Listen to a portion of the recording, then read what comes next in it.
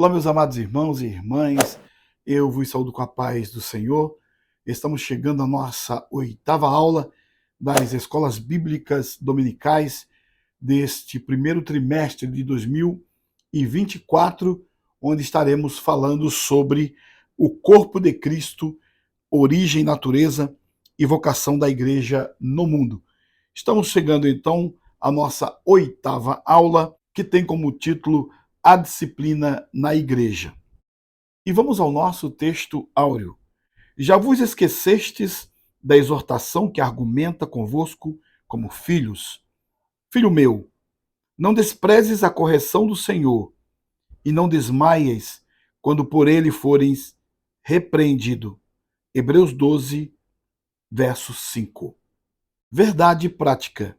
A disciplina cristã é uma doutrina bíblica necessária, pois permite ao crente refletir o caráter de Cristo.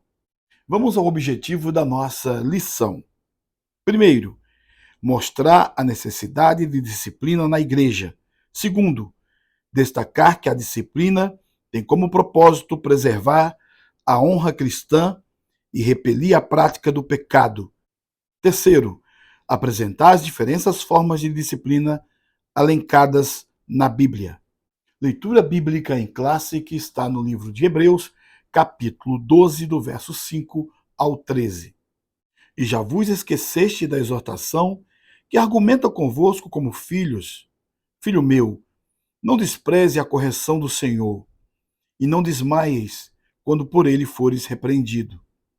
Porque o Senhor corrige o que ama e açoita a qualquer que recebe por filho.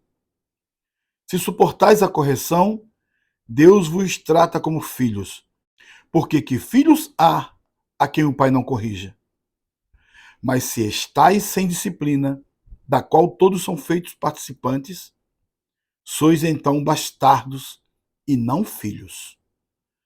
Além do que tivemos nossos pais segundo a carne para nos corrigirem, e nós os reverenciamos, não nos sujeitaremos muito mais ao Pai dos Espíritos para vivermos? Porque aqueles, na verdade, por um pouco de tempo nos corrigia como bem lhe parecia, mas este para nosso proveito, para sermos participantes da sua santidade. E, na verdade, toda correção ao presente não parece ser de gozo, senão de tristeza, mas depois produz um fruto pacífico de justiça nos exercitados por ela. Portanto, tornai a levantar as mãos cansadas e os joelhos desconjuntados, e fazei veredas direitas para os vossos pés, para que o que manqueja se não desvie inteiramente, antes seja sarado. Vamos à nossa introdução. Nessa lição estudaremos sobre a prática da disciplina na igreja. Embora seja muito necessária, a disciplina como prática da igreja cristã vem sendo esquecida e negligenciada por muitos. Ora, uma igreja que não corrige seus membros perdeu a sua identidade, não passando de um mero grupo social. O resultado disso são igrejas fracas, anêmicas e sem testemunho cristão. Por isso, o nosso assunto da disciplina cristã como um processo formativo do caráter cristão, nas modalidades corretivas e formativa. O que significa disciplina?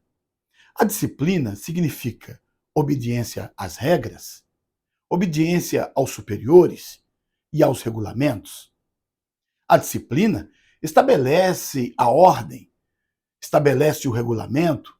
Disciplina é a conduta que assegura o bem-estar dos indivíduos ou o bom funcionamento de uma organização, por exemplo.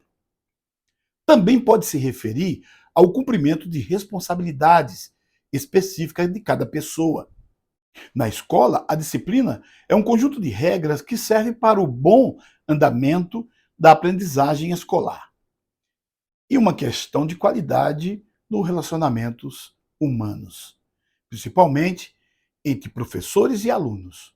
A palavra disciplina se origina a partir do latim disciplina, que quer dizer educação que um discípulo recebia do seu mestre. Ela ensina valores como responsabilidade, respeito, integridade e perseverança. Ao compreenderem as consequências de suas ações e ao aprenderem a tomar decisões corretas, os alunos ou discípulos desenvolvem um forte senso de certo e errado. Primeiro tópico da nossa lição: necessidade da disciplina bíblica. Primeiro, Deus é santo. Santidade é um dos atributos de Deus e, por isso, é uma das causas que justificam a necessidade da disciplina na igreja. Eu sou santo. Levítico, capítulo 11, verso 45. Deus é santo e, como tal, deve ser reconhecido. Jesus mostrou na oração do Pai Nosso a necessidade de reconhecermos a santidade de Deus. Santificado seja o teu nome. Mateus capítulo 6, verso 9. Quando Deus se faz presente, a nossa pecaminosidade se evidencia. E vendo isso, Simão Pedro prostrou-se aos pés de Jesus, dizendo: Senhor, ausenta-te de mim, porque sou um homem pecador. Lucas capítulo 5, verso 8. Assim, quando o comportamento pecaminoso na vida do crente não é corrigido, a santidade de Deus deixa de ser reconhecida. Estas palavras foram proferidas por Pedro e seus companheiros, que estavam em alto mar e ficaram a noite toda pescando ou tentando pescar e não trouxeram nenhum peixe. Logo cedo de manhã, Jesus estava próximo ali do lago Genezaré com uma multidão que queria ouvir ele falar. E aí, Jesus olha para um dos barcos e, para que não ficasse sufocado entre a multidão, Jesus entra num dos barcos, que era o de Simão, e pede para que afaste um pouquinho para o mar. Assentando no barco, Jesus começou a falar e a pregar a palavra de Deus para toda aquela multidão. De repente, Jesus olha para Pedro e fala: Pedro, pegue o barco agora, vá em alto mar e jogue as vossas redes. Ora, Pedro e seus companheiros já tinham ficado a noite inteira sem conseguir pescar um peixe e já estavam lavando as redes. Mas aí Pedro vai dizer: e respondendo Simão, disse-lhe: Mestre, havendo trabalhado toda a noite, nada apanhamos, mas porque mandas, lançarei a rede. Eles foram em alto mar, lançaram as redes, e a Bíblia vai dizer: e fazendo assim, colheram uma grande quantidade de peixes, e rompiam-se-lhes a rede. E fizeram um sinal aos companheiros que estavam no outro barco, para que fossem ajudar. E foram e encheram ambos os barcos de maneira tal que quase iam a pique. E vendo isso, Simão Pedro prostou-se aos pés de Jesus, dizendo: Senhor, ausenta-te de mim, porque sou um homem pecador. E a palavra continua dizendo: pois que o espanto se apoderara dele e todos os que com ele estavam, por causa da pesca que havia feito. E de igual modo também de Tiago e João, filho de Zebedeu, que eram companheiros de Simão. E disse Jesus a Simão: não temas, de agora em diante serás pescador de homens. E levando os barcos para a terra, deixaram tudo e o seguiram. Pedro ali logo viu a sua fragilidade diante de um Deus tão poderoso, de um Deus tão santo, porque ele viu logo que ele era um homem pecador. Diante da santidade de Jesus, Pedro se sentiu fragilizado, porque o homem, diante da santidade de Deus, ele logo sente a sua pecaminosidade. Foi o que aconteceu. O reconhecimento de Pedro diante de Jesus. Eles viram que a pesca foi maravilhosa. E agora Jesus estava chamando eles para serem pescador de homens. Segundo subtópico, a igreja é santa. Deus é santo e a igreja também deve ser. Sede santos, porque eu sou santo. 1 Pedro, capítulo 1, verso 16. Ao formar seu povo, tanto na antiga como na nova aliança, o desejo do Senhor é que ele fosse um povo separado. Na verdade, a palavra grega ágios, traduzida como santo, possui o sentido de separado ou consagrado. Na antiguidade, Deus estava ali preparando o povo de Israel para ser santo, para servir como referência a todos os povos e a todas as outras nações. Na nova aliança, o desejo do Senhor não mudou. Jesus, agora com a sua igreja, ele conclama e ele chama essa igreja para também ser santa. Uma igreja santa é uma igreja que aparece como diferencial neste mundo. Um mundo pecaminoso, um mundo perdido sem Jesus, um mundo que está cada vez indo para a morte, um mundo que cada vez mais está indo para o inferno, um mundo que está indo na contramão da palavra de Deus. Essa igreja, como referência, ela é chamada para mostrar o caminho. Aí essa igreja aparece como a igreja santa do Senhor Jesus, para mostrar o caminho. E a Bíblia vai dizer que o caminho é estreito, mas é este caminho que leva para o céu. É o caminho da santidade para o céu, porque largo e espaçoso é o caminho que conduz para a perdição, e são muitos os que entram por ela.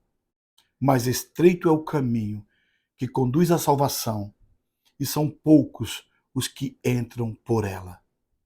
Mas a igreja do Senhor, a igreja santa, aqui na terra, é uma igreja que tem que ser resiliente.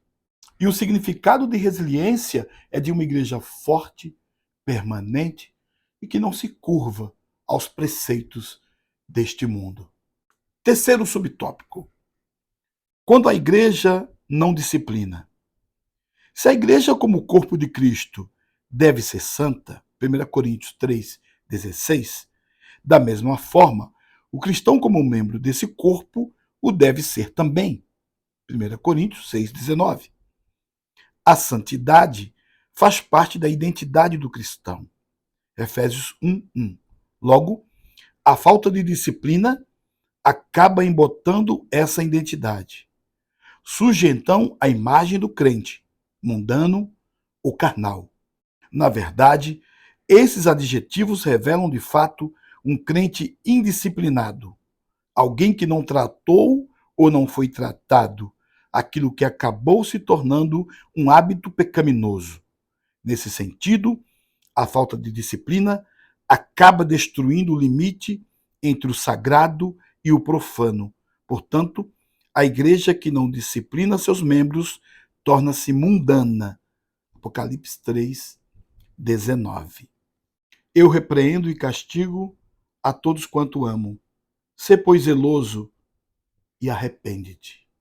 O comentarista vai falar aqui que, assim como a igreja é santa, a santidade faz parte da identidade do cristão e tem que fazer parte dessa identidade do cristão.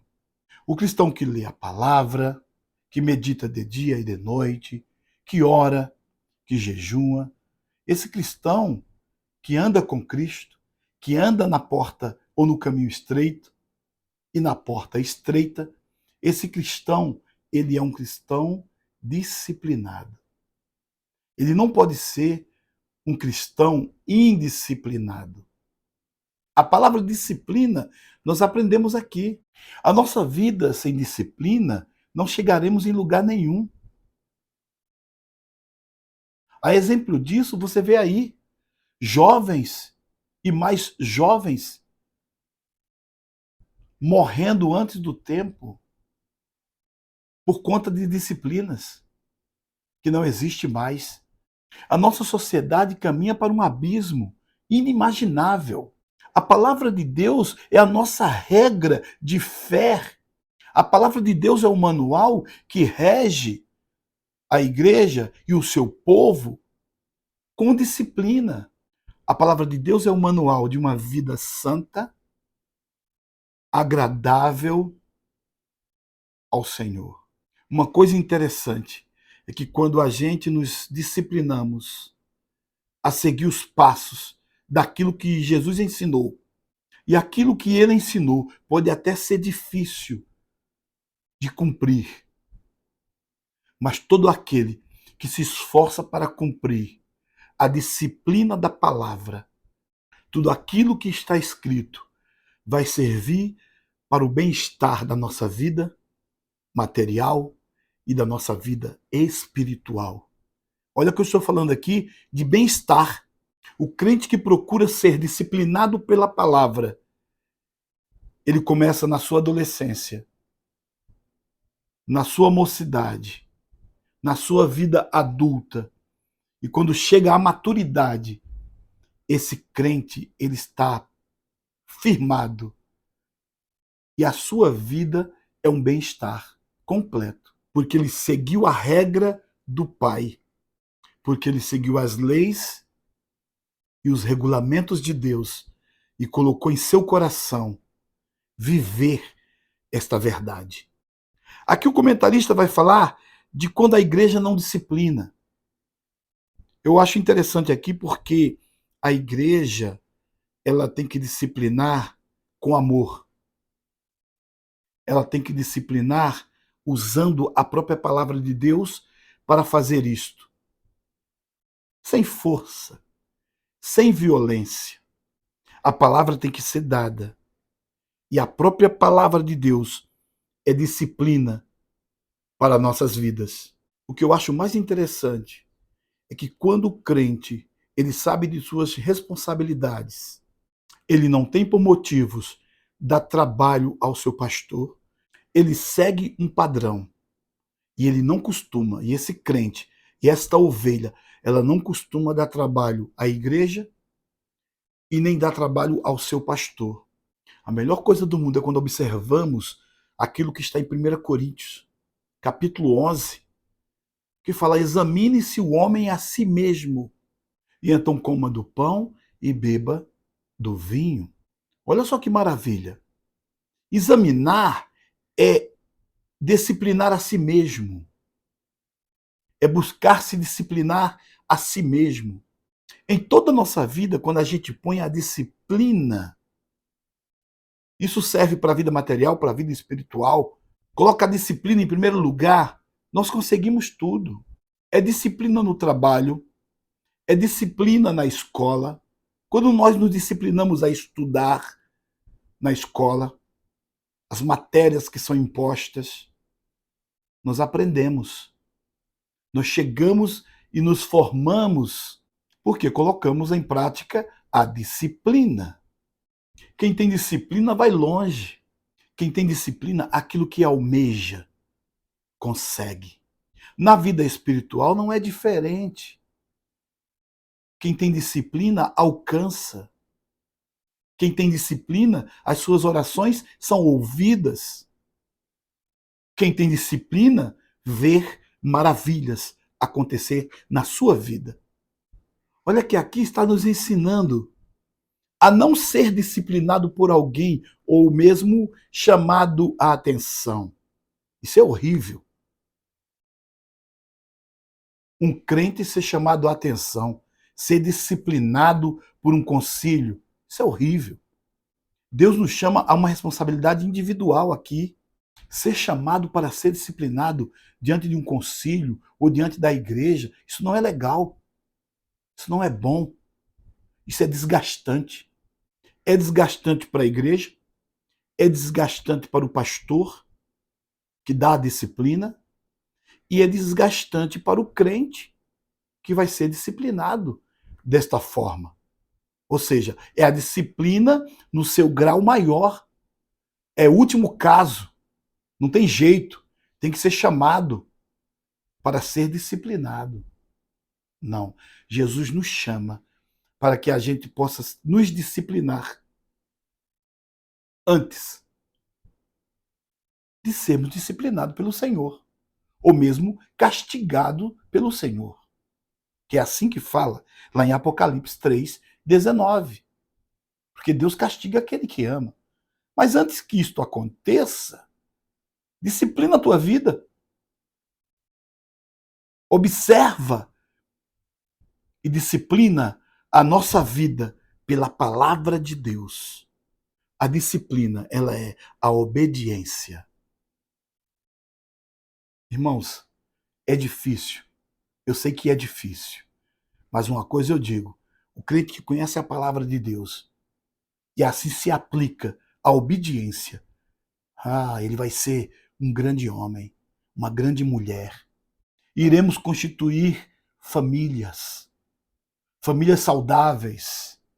Iremos construir e constituir uma igreja saudável,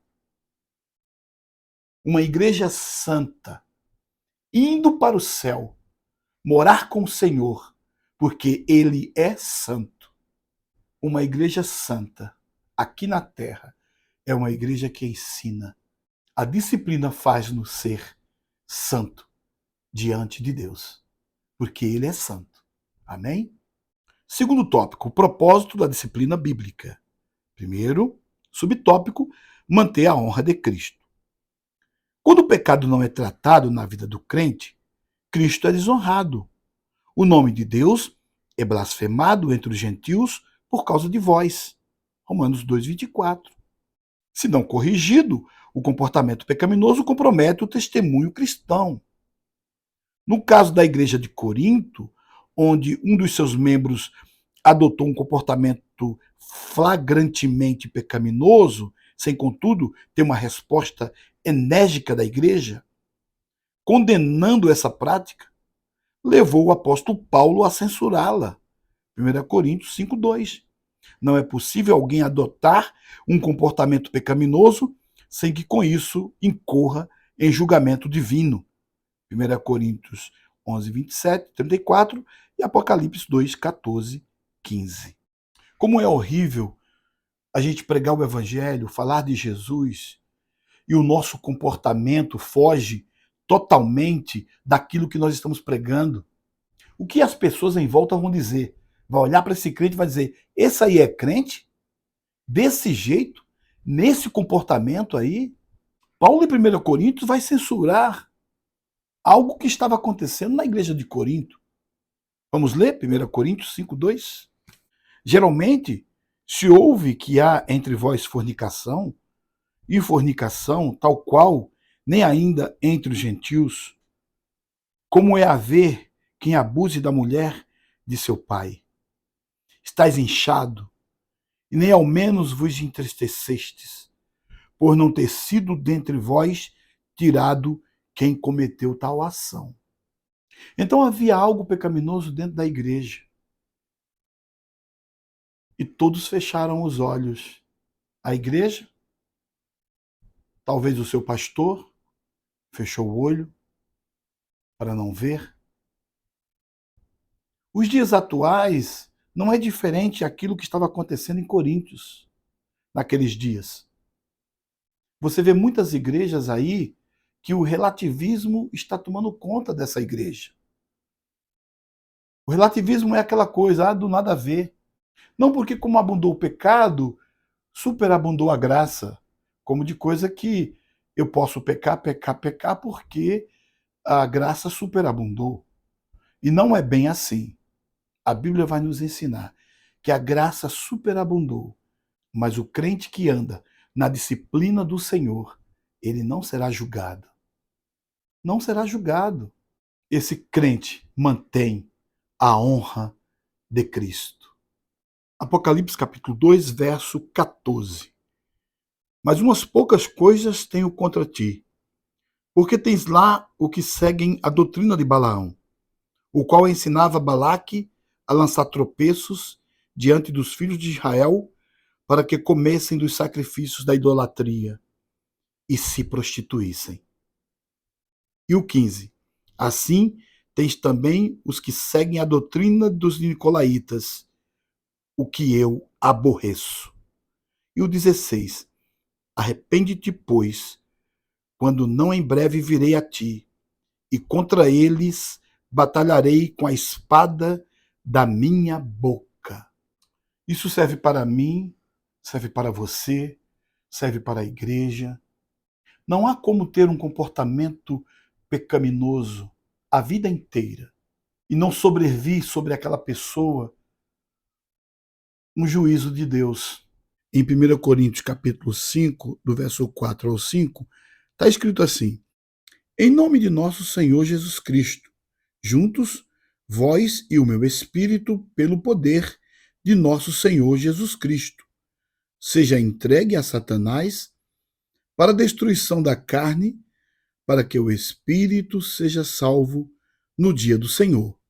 Em 1 Coríntios 11, a partir do 28, diz assim: Examine-se, pois, o homem a si mesmo, e assim coma deste pão e beba deste cálice, porque o que come e bebe indignamente, come e bebe para sua própria condenação, não discernindo o corpo do Senhor.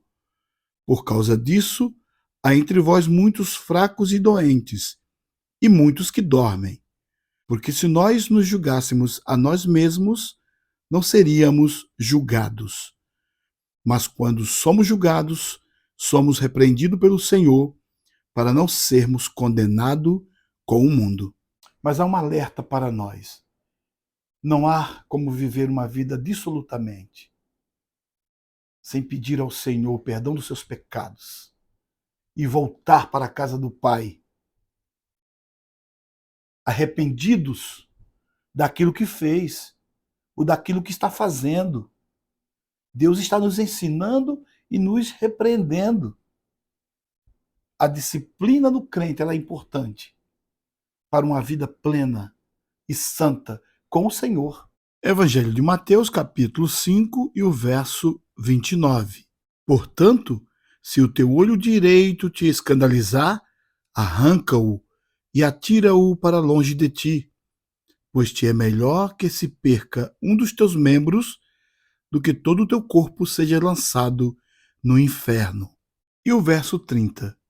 E se a tua mão direita te escandalizar, corta e atira-a para longe de ti, porque te é melhor que um dos teus membros se perca do que todo o teu corpo seja lançado no inferno. Segundo subtópico, frear o comportamento pecaminoso. Outro propósito da disciplina cristã está no fato de que ela põe um freio no comportamento pecaminoso. Isso porque o pecado é algo extraordinariamente contagioso que tem poder de se alastrar com grande facilidade. Não sabeis que um pouco de fermento faz levedar toda a massa? 1 Coríntios, capítulo 5, verso 6. Basta um pouco de fermento. Quem é padeiro aí, que costuma fazer pão, massas, bolos, né? As boleiras aí, costumam fazer bolo. Se coloca o fermento e um pouco de fermento, ele leveda toda a massa, rapidamente. O fermento aí é o exemplo de pecado. Terceiro subtópico. Não tolerar a prática do pecado. Em 1 Coríntios 5, o apóstolo Paulo censura os coríntios porque não estavam adotando medidas alguma contra a prática do pecado por parte de um de seus membros. 1 Coríntios 5, 1, 2. A consequência disso é que esse pecado acabaria enfraquecendo a igreja, pois uma igreja que não pratica a disciplina bíblica fatalmente fracassará.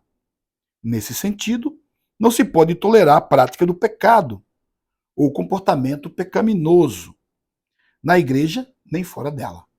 Mas tenho contra ti o tolerares que Jezabel, mulher que se diz profetiza, ensina e engane os meus servos, para que se prostituam e comam dos sacrifícios da idolatria.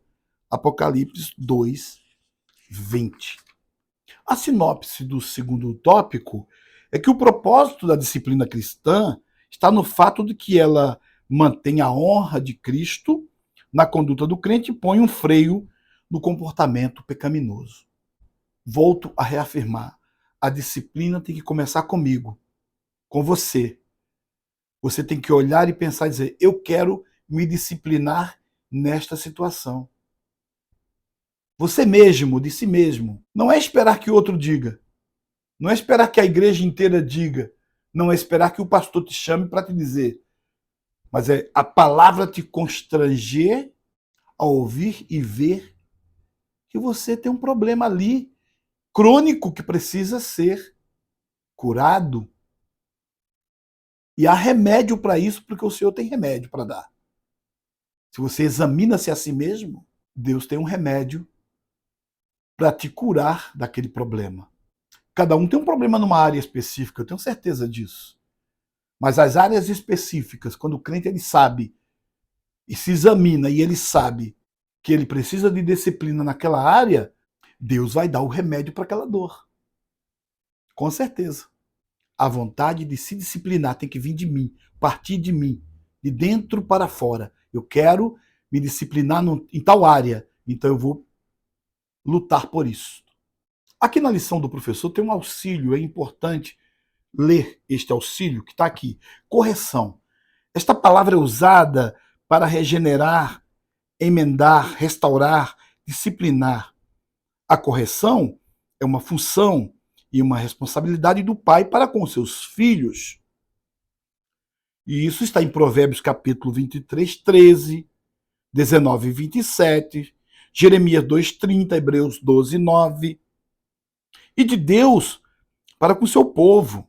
Jó, capítulo 5, verso 17, Provérbios 3, 12, Hebreus 12, 7 e 9.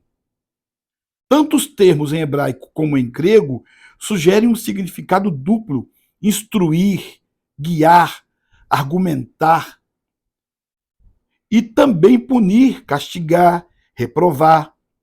A correção é visível em todo o processo de criação dos filhos, como sugere o termo grego mais comum, paideio, ou educar um filho, envolvendo tanto a orientação positiva como a disciplina negativa, no caso da má conduta.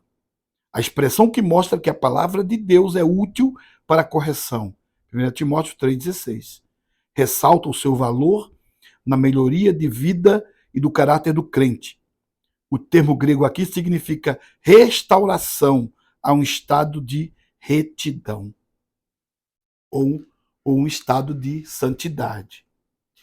E aqui fala ressaltar o seu valor na melhoria de vida e do caráter do crente. Olha, irmão, não existe coisa melhor do que ninguém poder te apontar. Ninguém poder olhar para você e dizer, olha, mais um aí, esse aí, e apontar você. Não, não vai apontar você.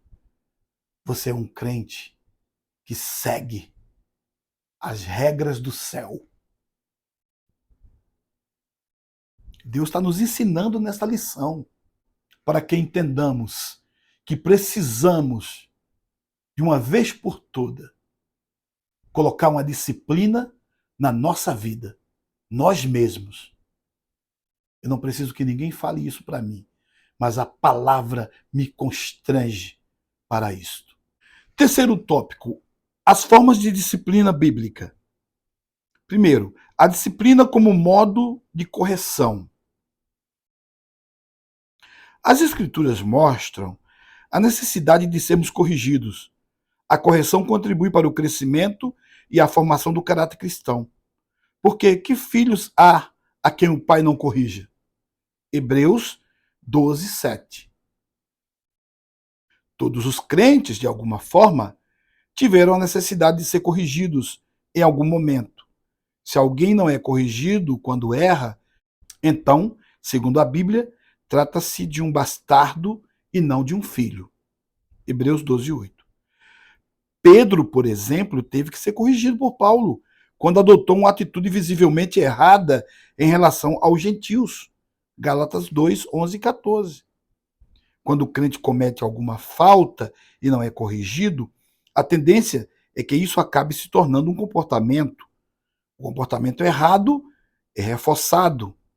Dessa forma, o alvo da disciplina é levar aquele que pecou, ou viver na prática do pecado, a restauração e reconciliação. Gálatas 6:1.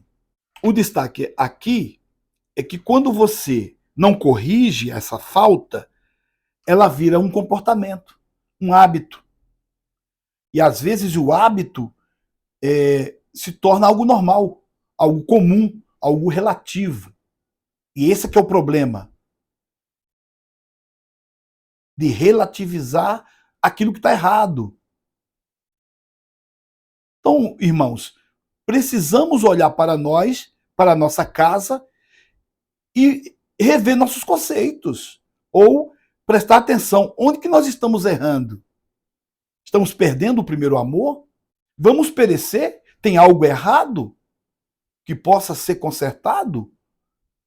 Temos que examinar. Olha a palavra, examinar a si mesmo e a sua casa. Josué vai falar e vai dizer: eu e minha casa serviremos ao Senhor. Uma casa que serve ao Senhor é uma casa disciplinada. Segundo subtópico, a disciplina como forma de restauração. A palavra grega catartizo, traduzida aqui como encaminhai, o tal, significa, na verdade, restaurar. É usada em Mateus 4:21 para se referir aos reparos, os remendos das redes de pescas. O sentido, portanto, é fazer com que a pessoa atingida pelo pecado seja restaurada ao seu anterior estado de bem-estar com Deus. Da mesma forma que uma rede de pesca volta à sua utilidade após ser consertada. Nesse aspecto, dizemos que a disciplina cumpre o importante papel de restaurar o ferido, conforme a instrução do apóstolo Paulo à igreja de Corinto, para que restaurasse o faltoso à comunhão. 2 Coríntios 2, do 5 ao 8. Então, é exemplo das redes que estavam sendo lavadas e costuradas depois de uma pesca fatídica, que eles não conseguiram nada. Os pescadores estavam ali, limpando as redes, remendando as redes. E depois que, enquanto Jesus falava, enquanto Jesus disciplinava a multidão, as redes estavam sendo consertadas, estavam sendo reparadas. Olha que coisa linda, que maravilha. Jesus leva a multidão exatamente para onde estavam os pescadores, para ensinar a eles, a ensinar a multidão e a ensinar também aos discípulos que estavam consertando as redes, limpando e costurando as redes. E Jesus está falando ali para a multidão, e enquanto os discípulos costuravam as redes, lavavam suas redes e remendavam as redes, consertavam as redes, Jesus estava falando para a multidão, observando eles, consertando as redes, e com certeza eles estavam ouvindo Jesus falar. E agora, por último, Jesus agora fala: as redes estão consertadas. Vão vocês agora para alto mar e lancem novamente as redes. É incrível esta palavra. É incrível o que Jesus fez ali. Jesus era o verdadeiro mestre que ensinava e disciplinava de uma forma linda e maravilhosa. Olha que coisa, que pastor, disciplinando a multidão, disciplinando os seus candidatos a discípulos ali, do barco onde ele estava, pregando para a multidão, falando com os discípulos, e agora ele diz: agora voltem para o mar e pesquem, porque eu vou fazer a coisa acontecer. Depois de tudo disciplinado, depois de tudo organizado, depois de tudo consertado, depois de todos ter sido doutrinados pelo Senhor, agora o Senhor manda: vai e faça. E eles fizeram. E a Bíblia vai mostrar que foi uma pesca maravilhosa. É um milagre. É o milagre da disciplina no Senhor. Terceiro subtópico: a disciplina como modo de exclusão. Esse tipo de disciplina é também conhecida como cirúrgica. Isso porque o membro é cortado do corpo de Cristo. Tirai, pois, dentre vós a esse iníquo. 1 Coríntios capítulo 5, verso 13. Nesse caso, há um desligamento e não apenas um afastamento da comunhão. Em verdade, vos digo que tudo o que ligardes na terra será ligado no céu, e tudo o que desligardes na terra será desligado no céu. Mateus 18, 18. Assim, o indivíduo perde a condição de membro pelo desligamento. já que o Senhor disse que ele passa a ser considerado gentil e publicano. Mateus 18, 17. Esse desligamento corta o vínculo da comunhão entre o membro e a igreja. Não há, portanto, mais vínculo entre o crente excluído por esse processo disciplinar e a igreja da qual fazia parte. Esse terceiro e último subtópico aqui é muito pesado, diga-se de passagem. Você excluir uma pessoa de forma cirúrgica significa que você está cortando esta pessoa. Né? Você, por si próprio, está cortando esta pessoa do vínculo. Por causa de um pecado, talvez, vamos dizer assim, um pecado mortal. Apesar de que não existe pecado, pecadinho e pecadão. Tudo é pecado. E aqui o meu comentário resume-se apenas em: para que não cheguemos a este ponto aqui, há necessidade de, com amor, essa pessoa ser disciplinada. As várias tentativas de discipliná-lo com a palavra de Deus se faz necessário nesse momento para que não cheguemos a este ponto aqui. Porque a sinopse do terceiro tópico vai dizer: a disciplina faz com que a pessoa atingida pelo pecado seja restaurada ao seu anterior estado de bem-estar com Deus. Amém? Vamos à nossa conclusão. Nessa lição, vimos o valor da disciplina cristã sob diferentes aspectos. A disciplina se mostra necessária quando sabemos que Deus é santo e exige que seu povo seja santo. Por outro lado, a disciplina também cumpre os propósitos de Deus quando ela conduz o cristão a se conformar com o caráter de Cristo. Uma igreja indisciplinada, portanto, perdeu o bom cheiro de Cristo. 2 Coríntios, capítulo 2, verso 14. Chegamos ao término de mais uma lição e eu vou propor aquele desafio de sempre. Compartilhe o nosso canal. Dê um like e sempre ative ali os sininhos para quando tivermos mais aulas, vocês serem anunciados. Tá bom? Um abraço, fica com Deus e até a próxima aula.